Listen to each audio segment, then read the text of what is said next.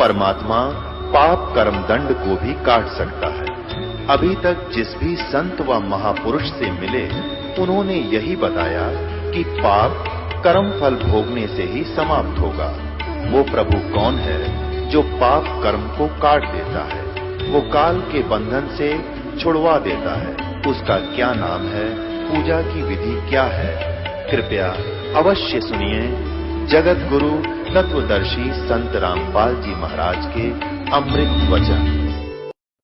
पुण्यात्माओं, सत्संग में आने से प्राणी को ज्ञान होता है। ये मानव शरीर अन्य प्राणियों की तुलना में कितना भिन्न है, इसमें हमें कितनी सुविधाएं प्राप्त हैं, इसका कारण क्या है? वही आत्मा पहले मानव शरीर में थे, अब वो चले गए पशु और पक्षियों की योनियों में। वो क्यों चले गए और क्या हम नहीं चले जाएंगे? तो यदि हम भी उन योनियों को प्राप्त करेंगे तो कितना कष्ट आप जी को होगा। अब तो आप मानव शरीर प्राप्त हैं, सब सुविधाएं उपलब्ध हैं, जिस कारण से आपके कभी भी मन में ये बात नहीं आती कि जो प्राणी कुत्ते और गधे, बैल, भैंस, कीड़े मकोड़ों की योनियों में कष्ट उठा रहे हैं, ये क्यों इतना दुखी है? हमने एक साधारण सी सामान्य सी सोच बना रखी है कि ये तो कुत्ते गधे सूअर तो ऐसे ही दुख पाया ही करते हैं, और हम आगे चल पड़ते हैं, अपने विचारधारा को कहीं और ही सेट कर लेते हैं। ये सब अभाव किस कारण से है? ये सब सोच, ये हम इधर ध्यान नहीं देते। इसका कारण क्या है? इसका कारण है कि हमें सत्संग नहीं मिला, और सत्संग मिलता है सतगुरु से, और सतगुरु का अभाव हमारे लिए बहुत बड़ा हानिकारक रहा अभी तक।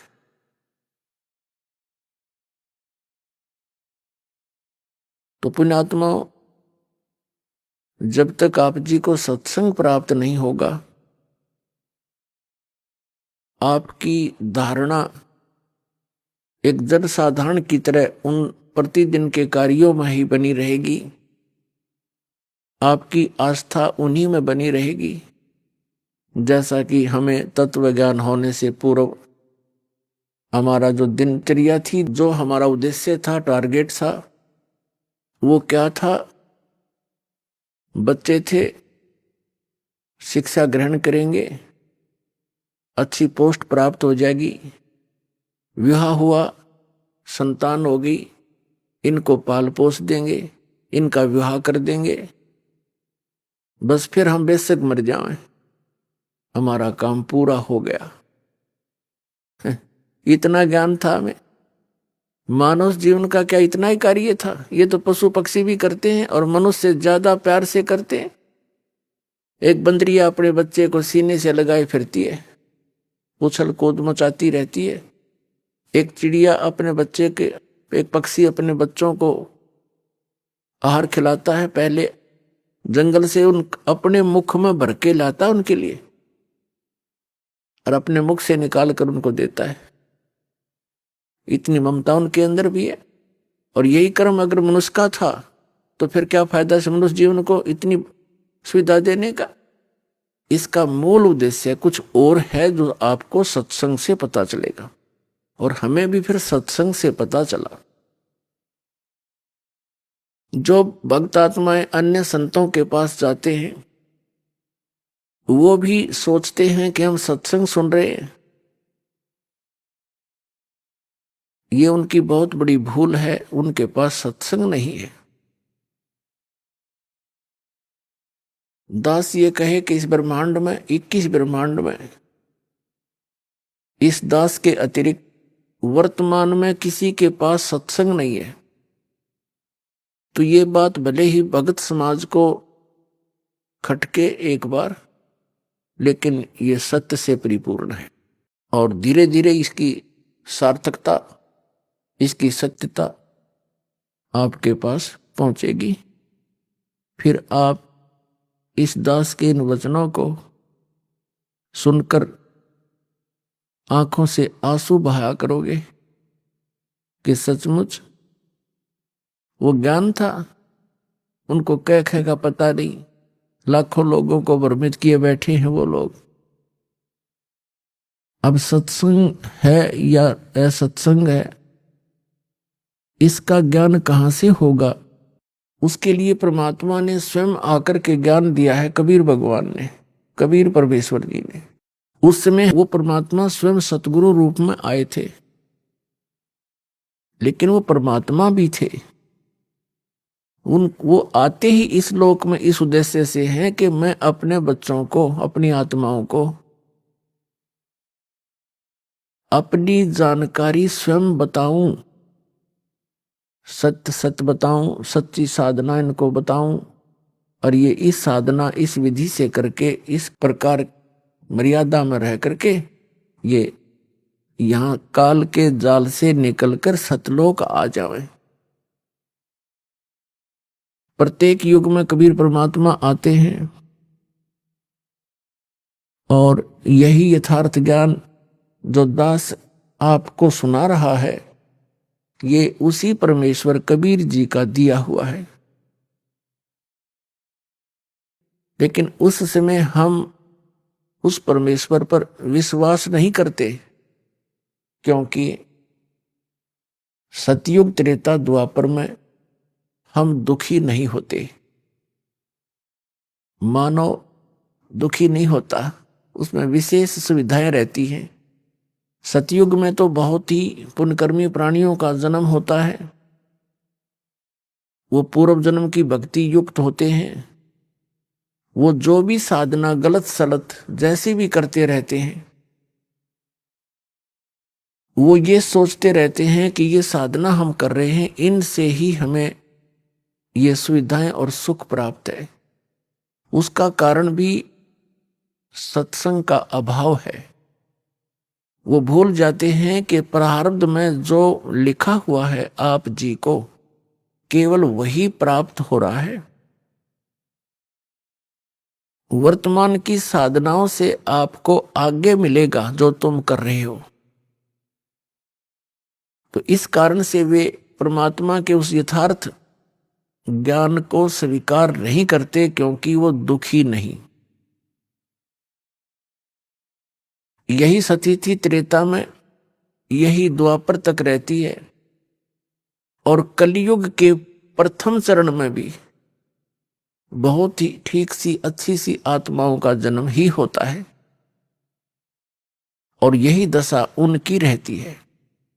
दूसरा कारण ये होता है कि हम अशिक्षित होने के कारण सदग्रंथों से अपरिचित रहते हैं, और जो हमारे धर्मगुरु हुआ करते हैं और पहले थे, वे एक भाषा विशेष से तो परिचित होते थे, लेकिन सदग्रंथों की सत्य से, उस यथार्थता से वो अपरिचित होते थे। वो हमें केवल दंत कथा, लोक वेद सुनाया करते थे और अपना अज्ञान अनुभव ही हमें सुनाया करते थे, और बोला करते वो संस्कृत, और सभी सदग्रंथ संस्कृत में ही लिपिबद्ध थे, भाषा संस्कृत में। तो हमने ये दृढ़ विश्वास था कि हमारे जो धर्म गुरु हैं, ये जो ज्ञान बता रहे हैं, ये विद्वान हैं, संस्कृत भाषा पढ़े हैं, इन्होंने सदग्रंथों को ठीक ठीक समझा है। 600 वर्ष पहले कबीर परमात्मा स्वयं आकर बताया कलयुग में प्रथम चरण में कि जो तुम्हारे धर्म गुरु हैं, किसी भी धर्म मजहब के, ये अपने सदग्रंथों से भी परिचित नहीं है, ये कोरी झूठ बोल रहे हैं। इनका उद्देश्य केवल मनी मेक है, आपको भ्रमित करें, ये केवल पैसे के स्वार्थ के लिए आपको मिसगाइड करते हैं, जो ना करने की क्रियाएं आपसे करवाई जा रही हैं। और जो ज्ञान ये बता रहे हैं वो व्यर्थ है, शास्त्रों के विरुद्ध है। ये तुम्हें तीनों गुणों की पूजा का विधान बताते हैं। जैसे हमारे पवित्र हिंदू धर्म के आचार्य शंकराचार्य, मंडलेश्वर, संत महाराज जितने भी थे, उन सबको परमात्मा कहा करते थे कि ये तुम्हें तीनों देवता रजगुण ब्रह्मा, सतगुण विष्णु, तमगुण शिव जी की जानकारी भी सही नहीं दे रहे हैं। ये इनको ब्रह्मा को छोड़कर भगवान विष्णु और भगवान शिव को, शंकर को ये अजरो अमर बताते हैं।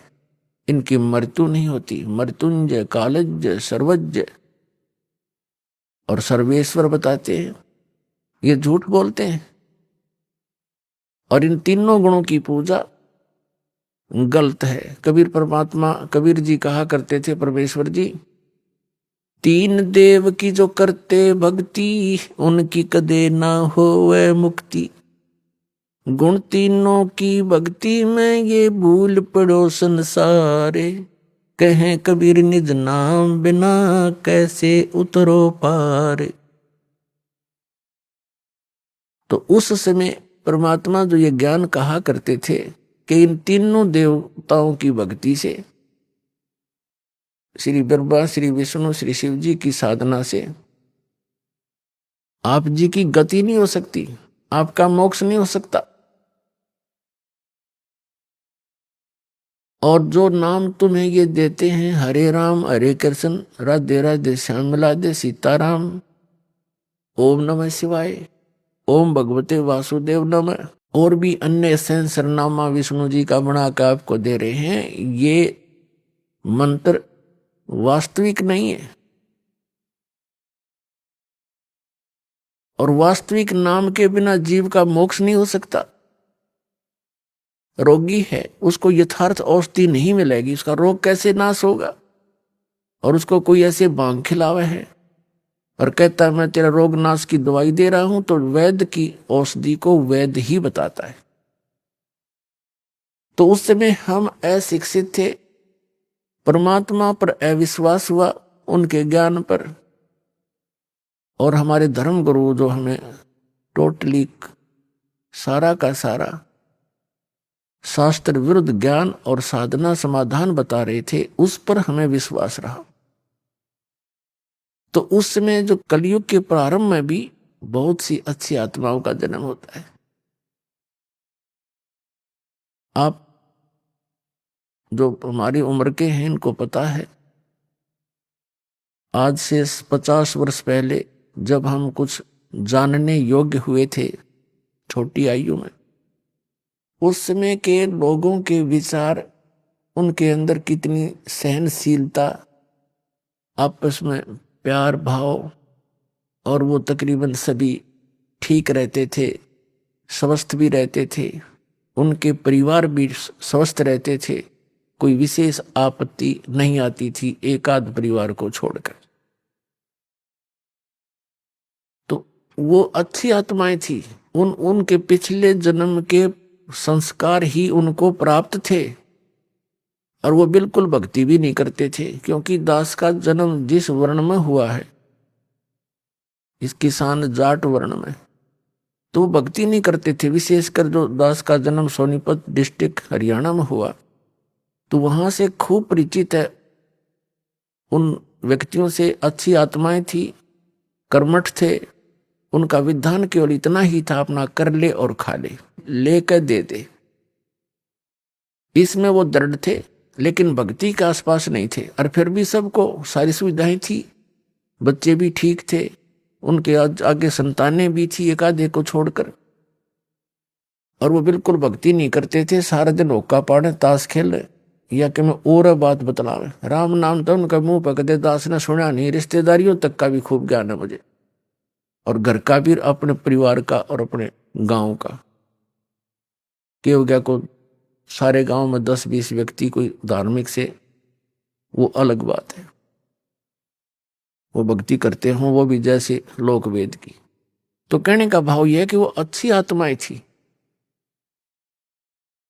और वो साधना करते या ना करते उनको सब सुविधाएं प्राप्त थी। तो ऐसे ही परमात्मा जब आए तीनों युगों में और चौथे युग कलयुग में, उस समय ये प्राणी गणा दुखी नहीं था और परमात्मा के उन वचनों पर विश्वास इसलिए भी नहीं हुआ क्योंकि वो अशिक्षित थे, और जो विशेष थोड़े बहुत दुखी थे वो परमात्मा की शरण में आए और सुखी हो गए। अन्य जो ठीक उनका सुविधा थी वो परमात्मा की शरण में नहीं आए, केवल दुखी दुखी व्यक्ति ही कबीर परमात्मा की शरण में उस समय आए। और वो अशिक्षित होने के कारण भी परमात्मा को परमात्मा नहीं मान सके, उनको सुविधाएं भी बहुत दी जो दुखी टाइप के व्यक्ति थे। तो कहने का भाव दास का इस सारे विचारों का निष्कर्ष ये है, उस समय परमात्मा द्वारा बताई गई साधना को हम स्वीकार नहीं कर सके, क्योंकि जो साधनाएं अन्य व्यक्ति जो परमात्मा कबीर जी की शरण में नहीं आए थे, जो अन्य जो भी साधना कर रहे थे, वो उनसे भी उनको राहत थी पूरी, लेकिन वो सोच रहे थे इस साधना से हमें राहत है। वो थे उनके प्रारब्ध के संस्कार, उन्हीं से उनको जो कुछ हो रहा था उसी से वो संतुष्ट थे कि मैं जो मंदिर में जाता हूं इसी से मुझे लाभ है, कोई मैं गायत्री मंत्र जाप करता हूं इसी से मुझे सब कुछ मिल रहा है। तो ये उनके तत्व ज्ञान के अभाव का कारण था, उनको तत्व ज्ञान नहीं था। और जो दुखी थे, महादुखी थे, वो कबीर साहब की शरण में आकर सुखी हो गए। उनको सिर्फ इतना सहारा मिल गया कि हमें ये सिद्ध पुरुष है और हमें राहत मिल गई। दूसरे दुखी नहीं थे, वो आए नहीं, कहने लगे हमें तो जो साधना कर रहे हैं वो बिल्कुल सही है। तो इस प्रकार इस तत्व ज्ञान का अभाव यानी सत्संग की कमी और अशिक्षा, ये हमारे लिए अभी तक आगे आड़े अड़ी रही भगवान के पहचानने में और भगवान के इस ज्ञान को जानने में।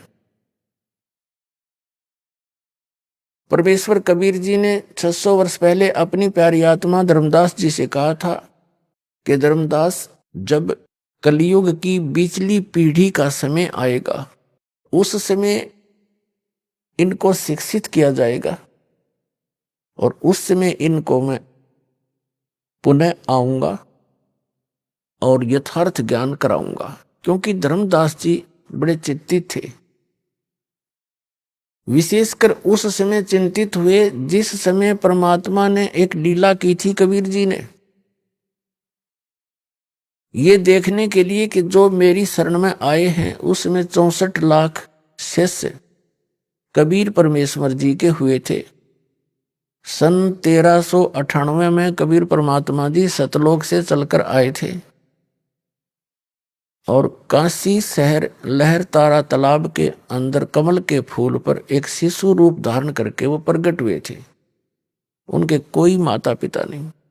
वहां से एक नीरू नीमा नाम के जुलाहा पति पत्नी थे, वो परमात्मा को बालक को ले गए थे, वो निसंतान थे और उनके घर परमात्मा लीला में तरीके से परवरिश को प्राप्त हुए।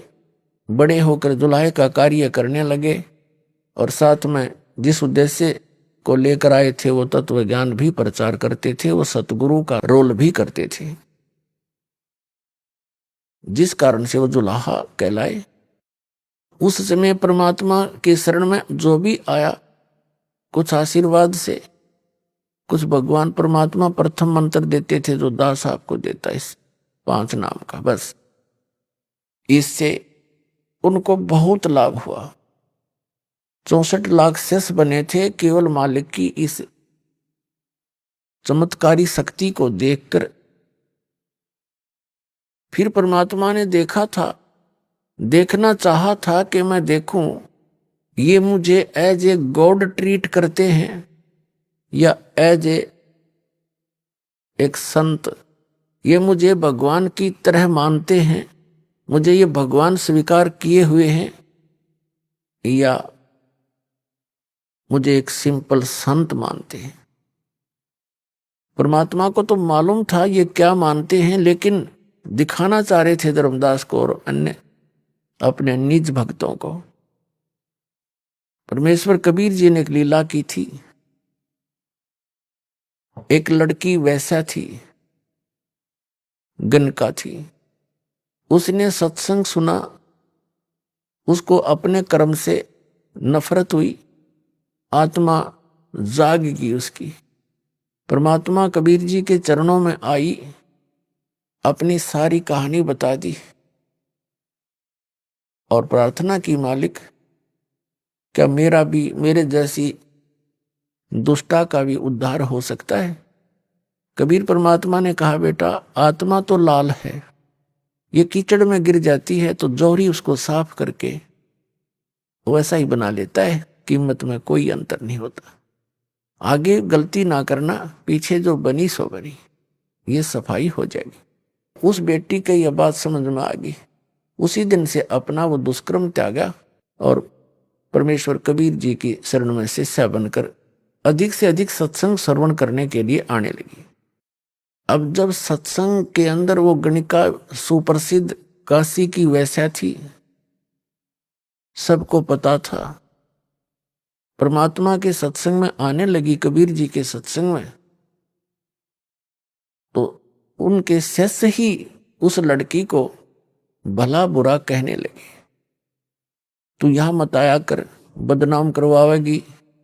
तो उस लड़की ने परमात्मा जी से, गुरुदेव से कहा, गुरुदेव, वो सारी कहानी बताई कि कुछ भक्त, कुछ माई मुझे हे दृष्टि से देखते हैं और मुझे यहाँ आने के लिए मना करते हैं।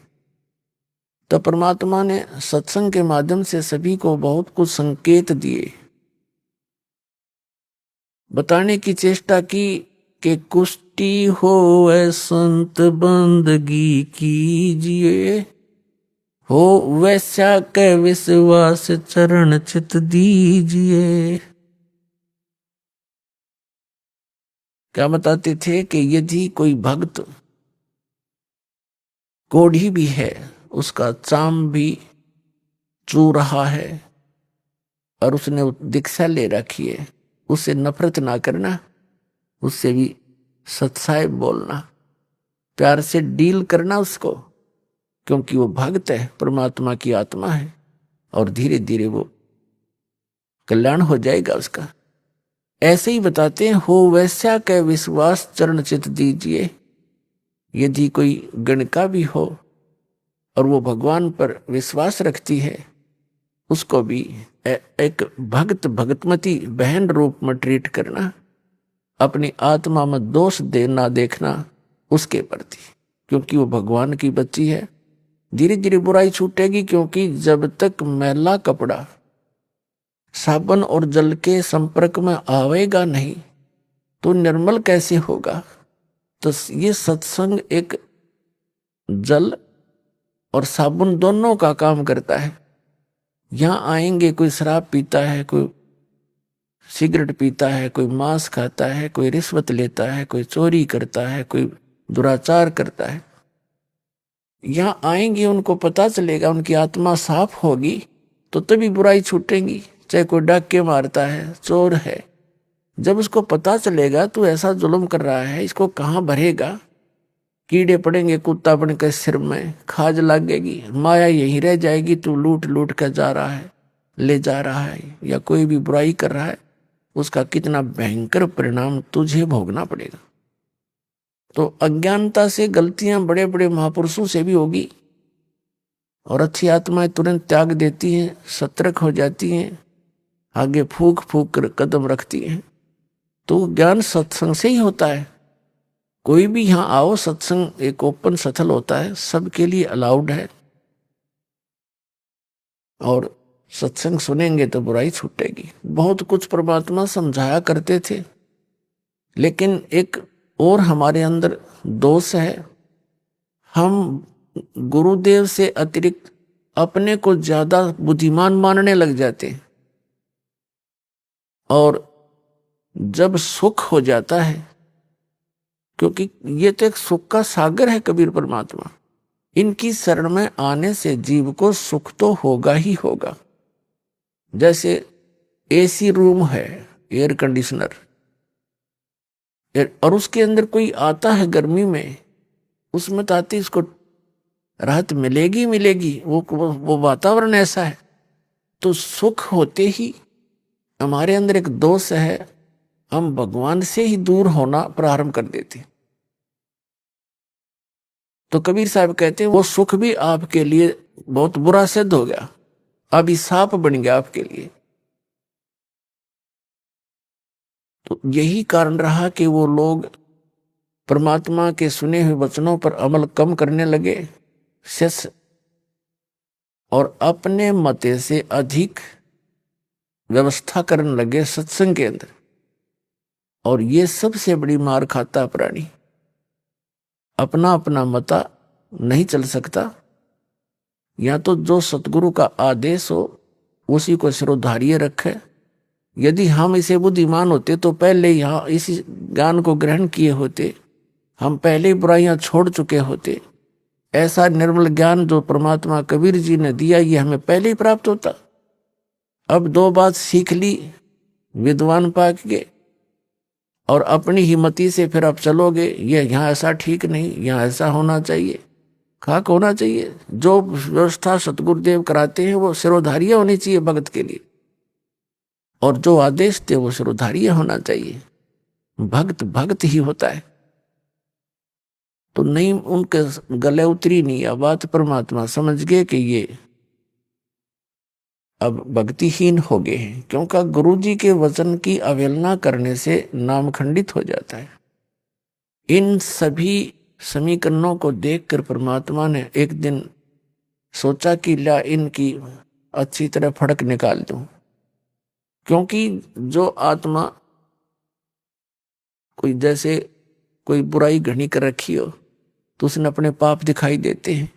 वो ज्यादा से ज्यादा सत्संग अटेंड करता है, ज्यादा से ज्यादा सेवा करने की चेष्टा करता है, और जैसा उसका सामर्थ्य है वो दान धर्म भी खूब करने की चेष्टा करता है। तो वो बहन जो गणिका थी वैसा थी, वो परमात्मा के अति निकट आकर के सत्संग सुनती थी, मुंह की तरफ देखती रहती थी भगवान के वचनों को, क्योंकि उसने तो वो ज्ञान कदे सुना नहीं था। उसकी तो आत्मा प्यासी थी, 50 साल की उम्र होली थी उसकी, सारे बुराई करते करते। तो उसके कारण वो सभी जो मूर्ख टाइप के व्यक्ति थे संगत में, उन्होंने औरों को भी भ्रमित कर दिया कि ये लड़की यहाँ ठीक नहीं है, गुरुजी बदनाम हो जाएंगे, ये हो जाएगा। तो परमेश्वर कबीर जी ने सोचा लाइन की फड़क निकाल दूं। यदि मुझे ये अपने ही जैसा मान रहे हैं तो फिर इनको मेरे साथ रहने की आवश्यकता ही नहीं है। एक दिन कबीर परमेश्वर जी ने अपने प्यारे भक्त आदरणीय रविदास जी से कहा कि आप एक हाथी किराए पर ले आओ। रविदास जी ने आज्ञा का पालन किया, हाथी किराए पर ले आए, जो सधे हुए हाथी होते हैं। और उस लड़की से कहा, गणिका से वैसा से बेटी तू कल अपना सारा सुंदर कपड़े पहनना, सब आभूषण लगा करके और मेरे पास आना। जो आज्ञा गुरुदेव की। लड़की अगले दिन कबीर साहब की कुटिया में पहुंच गई। रविदास हाथी लेकर आ गया, लड़की को हाथी पर बैठाया। रविदास जी से कहा कि आप पीलवान बन जाइए, हाथी ड्राइव करना। और लड़की को रविदास के पीछे अपने दोनों के बीच में बैठा लिया, और एक बोतल में, सफेद शीशी में बोतल में गंगा जल भर लिया, जैसा अन्य व्यक्तियों को ऐसा लगे कि ये शराब ले रखी है। और उस लड़की गणका के कंधे पर हाथ रख लिया, हाथी पर बैठ के कबीर भगवान ने, और उस गंगा जल को ऐसे पी रहे हैं और ऐसे मस्ती में बैठे, ऐसे जूझ रहे हैं जैसे एक शराबी गतिविधि करता है, ऐसे करने लगे। और रविदास जी से कहा कि मेन बाजार है जो काशी का, उसके बीचों बीच निकाल दे हमारी सवारी ने। अब रविदास जी ने उस मेन बाजार में से निकाल दिया। अब जो भी देखे रे सरेआम वैश्यावर्ती, देखो बहन बेटियों का बाहर निकलना दुब्बर हो गया, बाप बेटा क्या देखेंगे, ये कौन है, सब बताओ, ये तो कबीर है दुल्हा। और सभी कहते थे हम तो पहले कहा करते थे, हमें पता था कि वहां क्या होता है, वहां वैश्या भी सुप्रसिद्ध जाया करती थी। आज देख लो सरेआम होगी या साची, जो चर्चा जनता में चला है वह झूठी नहीं होती। ले भाई, तो उनके कबीर साहब के जो शिष्य थे उनको बुला बुला ले आवे वो दूसरे, कि देखो तुम भगवान बताया करते जिसको, ये देखो तेरे भगवान के कर्म, सरेआम शराब पी रहा है, नशे में, इसको पता नहीं तू कहाँ घूम रहा है, और वैश्या को साथ लिए। अब वो नकली तो हो रहे थे सारे चेले, उनको विश्वास ही नहीं था अपने भगवान पे। जब सुख होता था जब तो भगवान थे, और एक छोटी सी लीला देखकर हमने वो शैतान हो गए हमारे लिए, तो हम इतने नालायक हो गए थे। तो सभी ने परमात्मा से मुंह मोड़ लिया और कहने लगे हम तो कभी कभी जाते थे, हम तो जाते ही नहीं थे, हमने तो एक दिन नाम लिया था फिर गए नहीं, मुझे तो एक दिन वो दूसरा ले गया था, मैं ना जाया करता। यानी लोक लाज के कारण अपने परमात्मा से 64 लाख विमुख हो गए। उधर से क्या हुआ, जो कबीर परमात्मा के विरोधी हो गए थे, उनके इन सत वचनों से कि तुम्हारे जितने भी धर्मगुरु हैं, चाहे वो हिंदू के हैं चाहे मुसलमान के, ये यथार्थ ज्ञान इनके पास नहीं है, तुम्हें मिसगाइड कर रहे हैं, इनके द्वारा बताई साधना से तुम्हारी गति नहीं होगी। जिस कारण से वो हिंदू और मुसलमानों के जो धर्मगुरु थे वो कबीर साहब के पहले ही शत्रु हो चुके थे। बहुत सी यातनाएं कबीर साहब को उन्होंने दी थी, लेकिन परमात्मा पर उनका कोई असर हुआ नहीं था, तो उन्होंने उनका दाव लग गया। और विशेषकर परमात्मा ऐसी लीला उस दिन किया करते थे जिस दिन दिल्ली का सम्राट सिकंदर लोधी काशी बनारस में अपने दौरे पर जाता था।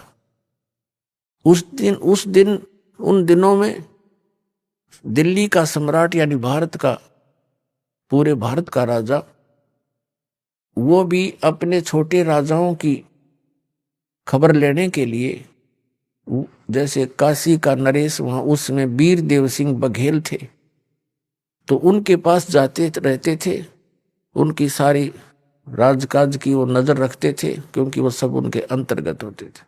उसी समय परमात्मा ने यह लीला की।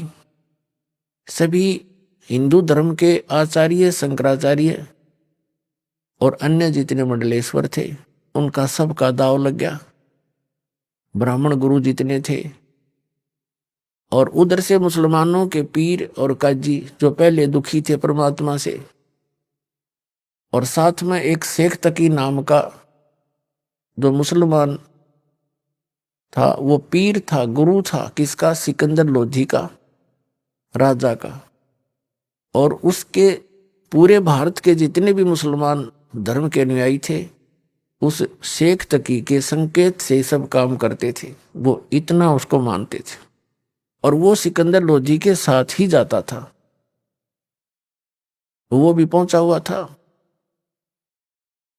अब सभी ने मिलकर, हिंदू और मुसलमान दोनों के धर्मगुरु, उन्होंने अपने अपने अनुयायियों को भ्रमित किया, कहा कि देखो भाई, ऐसा व्यक्ति अगर काशी में रहेगा, हमारे नगर में रहेगा, क्या असर पड़ेगा बच्चों पर, कैसे निकलेंगे हम बाहर, चलो राजा सिकंदर लोधी आया है, उसके सामने हम अपने अर्ज करेंगे और इसको कठिन दंड दिलवाएंगे।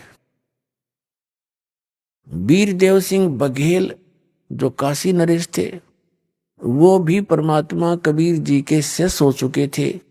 उनकी लीला देखकर, उनकी शक्ति देखकर, उनके ज्ञान को से परिचित होकर दिल्ली के सम्राट सिकंदर लोधी भी कबीर परमात्मा जी के शिष्य हो चुके थे, क्योंकि सिकंदर लोधी को एक बहुत भयंकर असाध्य रोग था।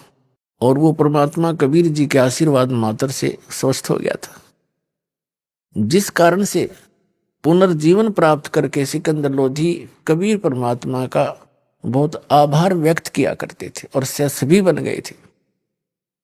लेकिन राजा का इतना ही सांग होता है, जनता घनी दिखी ना, अपने राज के जाने के भय से वो कुछ भी फैसला ले लेता है। उस समय ना वो भगवान देखता, ना कोई गुरु और धर्म देखता। धर्म मीन धार्मिकता। तो उसने सभी लोग इकट्ठे होकर सिकंदर लोधी के पास पहुंच गए, जिस रेस्ट हाउस में वो रुके हुए थे।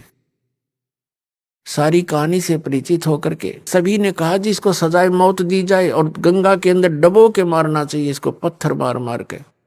राजा ने अपने राज्य को बचाने के लिए, कहीं जनता तेरी विरोधी ना हो जा, ये हम इसे नकली है, अपने हाथ से सिकंदर लोधी ने कबीर साहब का, अपने गुरुदेव का हथकड़ी लगाई।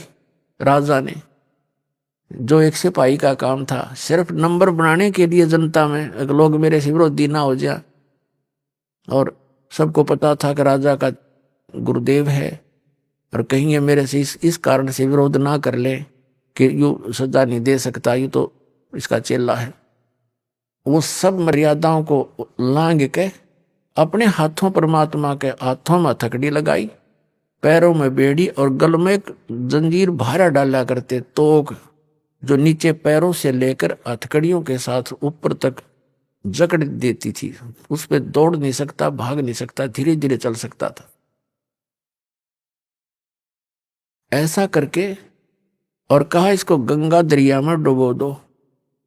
अब शेख तकी जो धार्मिक गुरु था सिकंदर लोधी का, उसने बागडोर संभाल ली, अकेले माफ कर दूंगा इसका काम।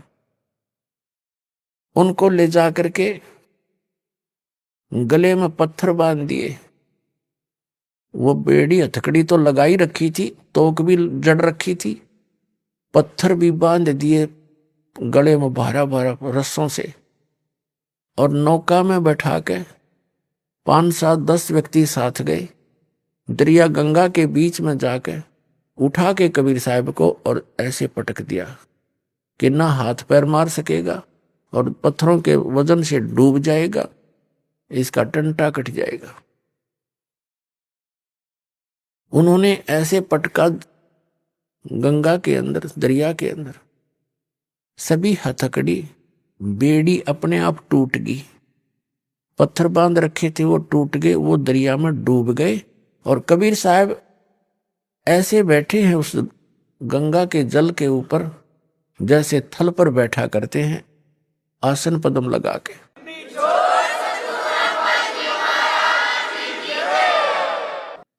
नीचे से लहर जा रही है, परमात्मा सुरक्षित बैठे। अब नौका वाले वापस आ गए। अब लोगों ने देखा कि डूबा नहीं। पहले तो ये सोचा कि अब डूब जाएगा थोड़ी सी देर में, पत्थर वत्थर नीचे खींचेंगे इसको।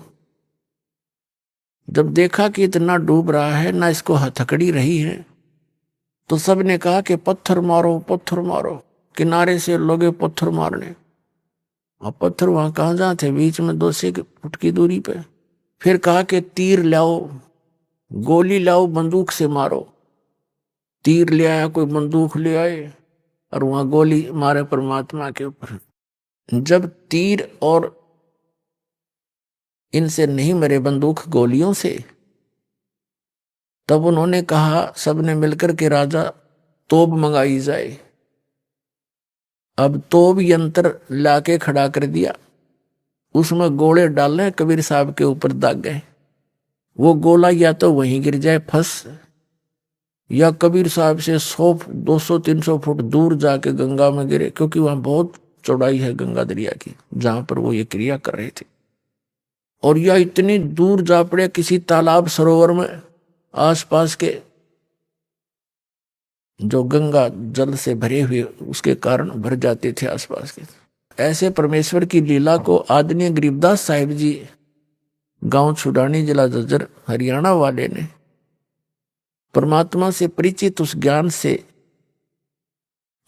से समझकर, जानकर यथार्थ रूप में वर्णन किया। यहाँ थोड़ा सा वर्णन आदरणीय गरीबदास साहिब जी का आपको देते हैं, क्योंकि पुण्यात्माओं, आज तक आपने कौड़ियों को तो लाल समझ रखा था और लाल को हमने कौड़ी जानकर कहीं फेंक रखा था कूड़े में।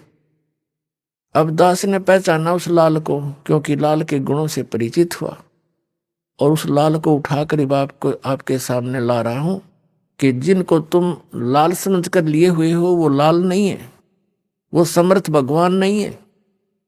और समर्थ के बिना कोई सुख हो ही नहीं सकता, आपकी गति नहीं हो सकती, आपके यहां भी पाप नाश नहीं हो सकते, आपके प्रारब्ध के जो पाप कर्म है वो यही कट सकते नहीं कट सकते, और आप सुखी नहीं हो सकते। यहां भी दुख और आगे भी आप दुखी होगे। केवल समर्थ कबीर परमात्मा से ही आपको यहां भी सुख मिलेगा। आप जो अब प्रारब्ध के कष्ट के कारण, आप पाप के कारण आप कष्ट में हैं, और जब तक ये पाप नाश नहीं होगा इतने कष्ट मिटे नहीं। जैसे कोई रोगी किसी रोग से पीड़ित है, और रोग जब तक नहीं कटेगा वो सुखी हो ही नहीं सकता। तो ये प्रारब्ध का जो पाप है, ये एक रोग, इसके कारण से जो जो आपको कष्ट है, कोई घर में समस्या है, कोई धन हानि हो रही है, या कोई पुत्र में गड़बड़ है, या पुत्र वधू का दिक्कत है, तो इस तरह की जो प्रारब्ध कर्म पाप के कारण दुख है, ये पाप नाश होने से सुख होगा।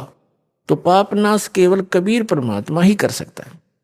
तो यहां इसलिए आपको उस लाल की महिमा, लाल को लाल सिद्ध करने के लिए आपको भी वो उनके लक्षण बताए जा रहे हैं कि सचमुच लाल ऐसा ही होता है। और किस किस ने इस लाल को पहचाना था, उन्होंने यही लक्षण बताए जो दास बता रहा है। तो यहां आदरणीय गरीबदास साहिब जी को परमात्मा कबीर जी बनारस से सशरीर जाने के बाद सन 1518 में परमात्मा सशरीर चले गए थे सतलोक कबीर जी। और सन 1727 में, यानी लगभग 200 वर्ष के बाद,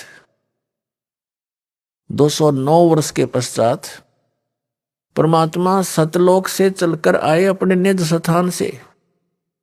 जैसा कि भगवान लीला किया ही करता है, जिसका वेदों में आपको बहुत बार प्रमाण दिखाया है। वेद कहते हैं कि परमात्मा ऊपर तीसरे धूलोक के तीसरे पृष्ठ पर रहता है, ऊपर सतलोक में, तेजो में श्री धूलोक माने तेजो में लोक के तीसरे पोर्शन में टॉप मोस्ट प्लेस पर रहता है, शिखर पे। और वहां से गति करके आता है, अच्छी आत्माओं को मिलता है।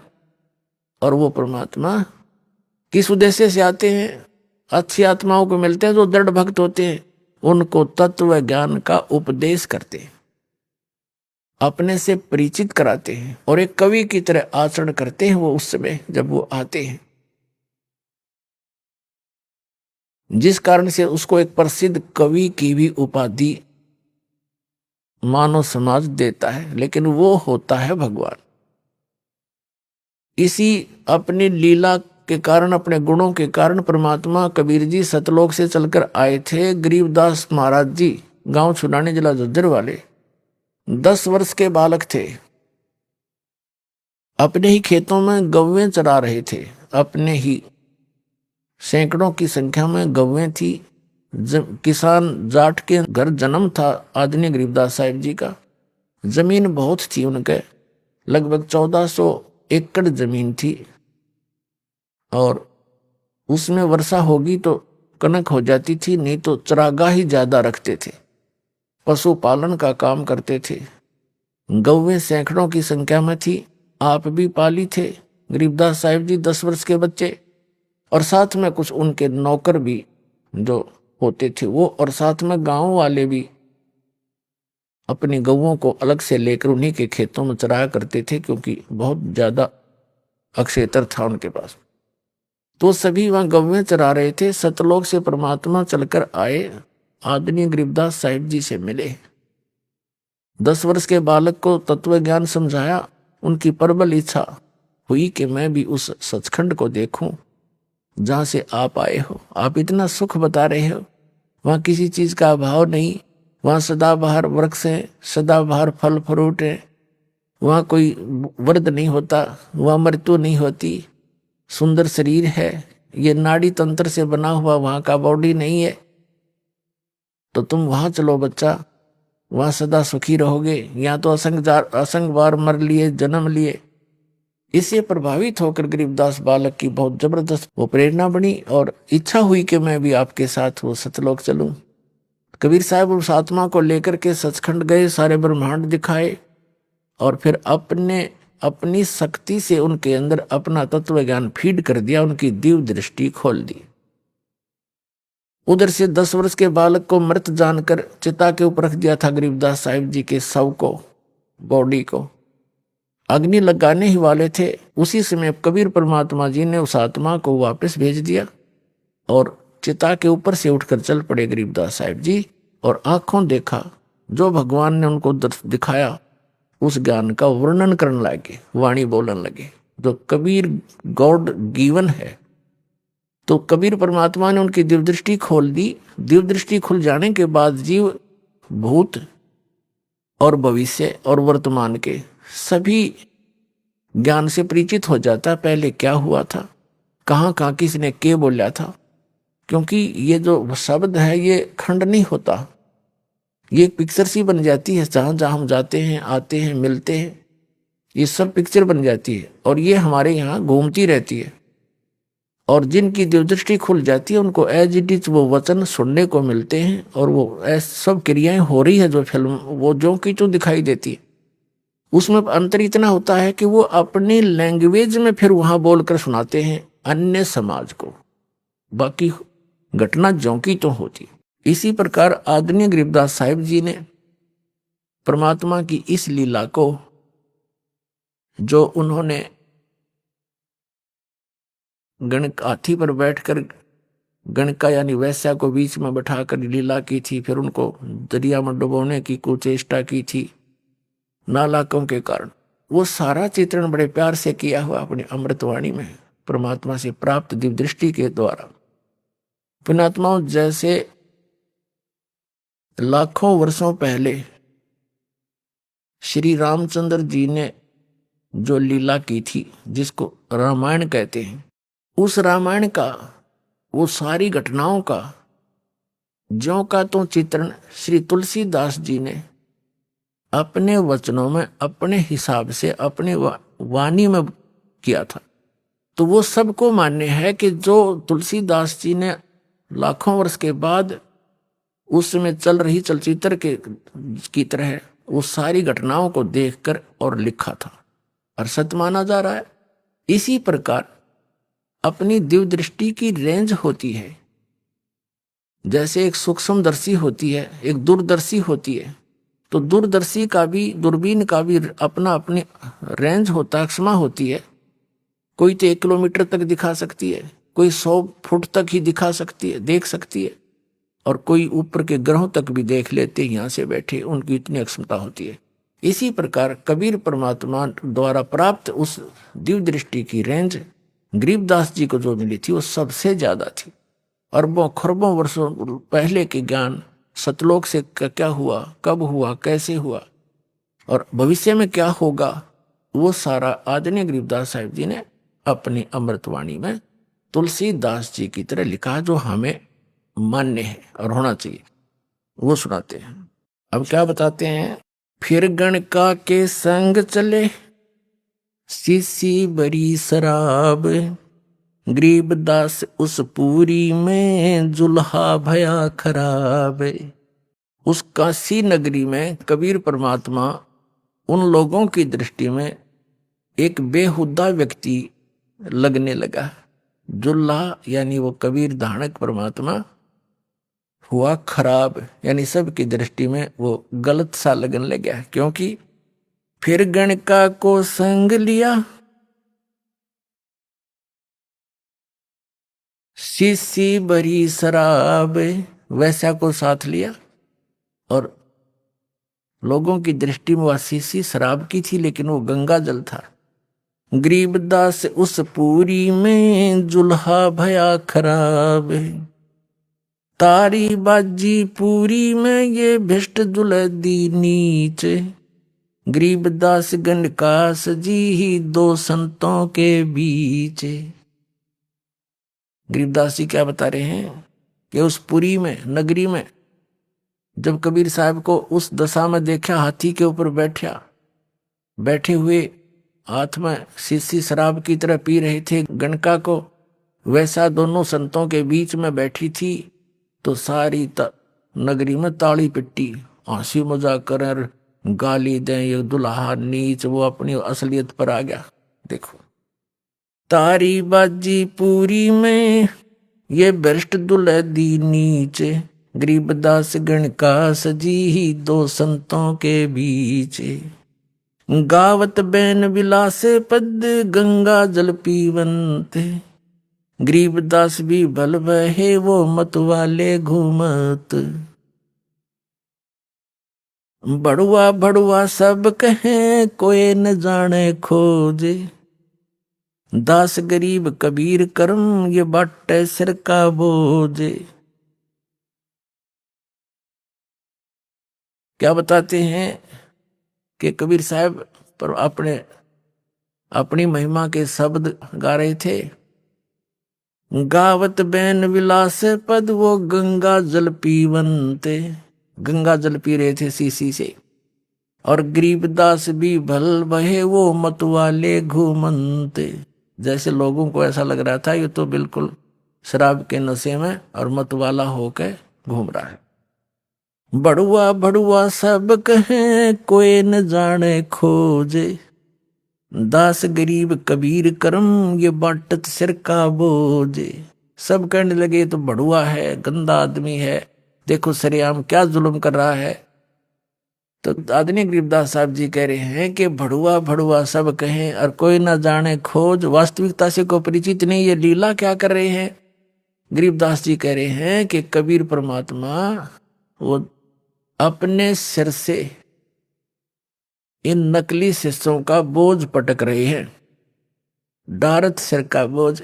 अपने आत्मा इस तत्व ज्ञान से आपको बहुत कुछ ज्ञान होगा। जैसे ये नकली संत लाखों करोड़ों शिष्यों को अपने पीछे लगा कर गर्व महसूस कर रहे हैं कि हम बहुत बड़े संत और मंडलेश्वर बन गए, और ये पता नहीं आपको ज्ञान है नहीं, आप अधिकारी हो नहीं। इतने शिष्यों को आप भ्रमित करके परमात्मा की आत्माओं को कितने अपराधी दोषी बन रहे हो। आपके ऊपर इतना जबरदस्त भार हो जाएगा, आप तो असंख्य जन्मों तक नरक से नहीं निकल पाओगे। तो ये परमात्मा ने भी यह लीला की कि जब देखा 64 लाख शिष्य उस समय, आज से 600 वर्ष पहले 64 लाख शिष्य होना कोई बालकों का काम नहीं, ना कोई मीडिया था, ना कोई ऐसा, और दानक जुलाहे के घर जन्म जिसका, एक गरीब व्यक्ति आम आदमी की दृष्टि में तो कितने समर्थ थे वो। आइए अब हम उन श्रद्धालुओं के अनुभव जानते हैं जो जगत गुरु तत्वदर्शी संत रामपाल जी महाराज जी से दीक्षा प्राप्त कर चुके हैं तथा उनके द्वारा बताए गए भक्ति मार्ग पर चल रहे हैं। नमस्कार जी। नमस्कार। क्या नाम है जी आपका? प्रभालोमी। बहन जी कहाँ से हैं आप? उत्तराखंड बागेश्वर डिस्ट्रिक्ट से। संत रामपाल जी महाराज से नाम दीक्षा आपने कब ली? 26 मई 2013 को। संत रामपाल जी महाराज से नाम दीक्षा लेने से पहले आप क्या भक्ति साधनाएं किया करती थी? सभी भक्ति साधना किया करते, जैसे पूजा पाठ, व्रत वगैरह किया करते थे, नवरात्रि के व्रत करते थे, जन्माष्टमी का व्रत करते थे, सभी किस्म की भक्ति किया करते थे। तो फिर क्या कारण बना कि आप संत रामपाल जी महाराज की शरण में आई? संत रामपाल जी महाराज जी की शरण में सबसे पहले मेरे पति आए। उन्होंने एक पुस्तक मिली थी उनको, वो पुस्तक लेके आए थे, तो उनके बाद उन्होंने नाम दीक्षा ली। उसके बाद हमें वो समझाने के बाद संत रामपाल जी महाराज जी से नाम दीक्षा ली। संत रामपाल जी महाराज से नाम दीक्षा लेने के बाद क्या आपको कोई लाभ भी मिले? जी हाँ, हमें काफ़ी लाभ मिले। जैसे मेरे बेटे को बहुत तकलीफ होती थी, बहुत परेशानियां रहती थी। कई जगह दिखाने के बाद पता लगा कि उसके हार्ट में छेद है, तो उसको यहाँ हल्द्वानी से भी इलाज कराया था। पहले तो लोकल में कराते रहे, उसके बाद हल्द्वानी में दिखाया था। वहाँ दिखाने के बाद उन्होंने बोला था इसके हार्ट में छेद है। तो उसके बाद उन्होंने बोला था कि इसका 18 साल का इलाज चलेगा। उसका इलाज कराते कराते लेकिन उसको परेशानी वैसी रहती थी, कभी 2 दिन ठीक हुआ तो फिर वही परेशानी आ जाती थी, चल फिर नहीं पाता था बिल्कुल भी। स्कूल में डॉक्टरों ने स्कूल भी बंद करा दिया था उसका, 2-3 महीने तो स्कूल भी नहीं गया। उसके बाद क्या कहते हैं, जब हम संत रामपाल जी महाराज जी के शरण में गए तो वहाँ से आने के बाद वो दवा खाना भी भूल गया। तब मालिक की दया से तब वो ठीक हुआ। डॉक्टर साहब ने बताया था, जब हमने उनको हल्द्वानी में दिखाया था तो उन्होंने बताया था कि पहले इसका 18 साल का इलाज चलेगा, जब 18 साल के इलाज के बाद इसको फ़ायदा नहीं होगा तो फिर इसका ऑपरेशन करना पड़ेगा। तो हमने ये उनकी रिपोर्टें हैं। तो जब हम संत रामपाल जी महाराज की शरण में गए और बच्चे को नाम दिलाया, उसके बाद से आज तक कोई परेशानी नहीं आई। परमात्मा संत रामपाल जी महाराज की दया से आज तक कोई भी तकलीफ उनमें नहीं हुई। आज करीब 23 साल का हो गया है, अभी तक कोई भी परेशानी उनमें नहीं है। संत रामपाल जी महाराज जी की कृपा से आज हम बहुत खुश हैं और कोई परेशानी नहीं है। दूसरा लाभ, मुझे मेरी बेटी को बहुत तकलीफ़ थी, इसकी सांस की प्रॉब्लम थी, परमात्मा की दया से वो भी ठीक हुई। जब हमें इसको दिखाया था डॉक्टरों को, लड़की को, तो तब क्या कहते डॉक्टर ने बताया था कि ये नहीं बचेगी, आप कहीं भी दिखा लो, कुछ भी कर लो, ये नहीं बच पाएगी। तो उसके बाद हमने भी इस पर आशा छोड़ दी थी। तो संत रामपाल जी महाराज जी की शरण में जाने के बाद ये ठीक होगी। तीसरा, मेरे पति शराब पीते थे, सब नशीली पदार्थ खाते थे, मालिक की दया से वो भी छूट गया। चौथा, मुझे 1 आध साल पहले की बात है, मेरी बहुत ही ज़्यादा हालत ख़राब हो गई।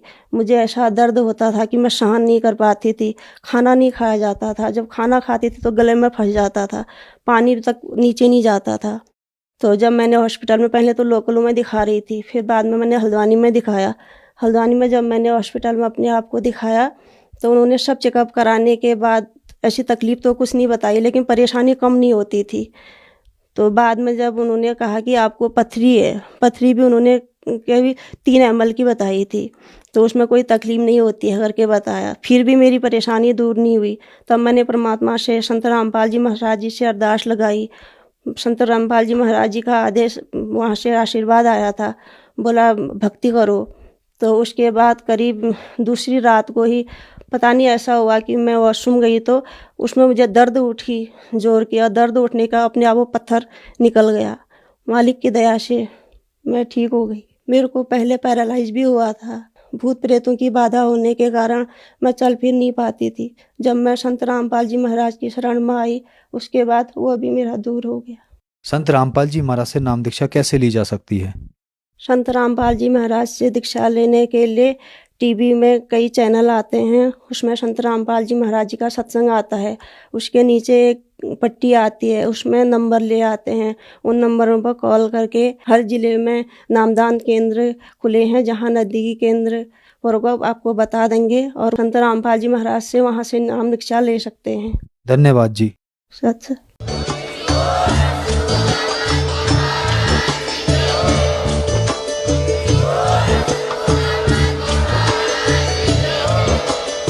आप सुन रहे थे जगत गुरु तत्वदर्शी संत रामपाल जी महाराज जी के मंगल प्रवचन। अधिक जानकारी के लिए विजिट कीजिए हमारी वेबसाइट www.jagatgururampalji.org। संत रामपाल जी महाराज जी के शुभ आशीर्वाद से पूरे विश्व भर में 500 से भी ज्यादा नाम दीक्षा केंद्र हैं, जिन पर संत रामपाल जी महाराज जी द्वारा ऑनलाइन निःशुल्क नाम दीक्षा दी जा रही है। अपने नजदीकी नाम दीक्षा केंद्र का पता करने के लिए संपर्क करें 8222880541।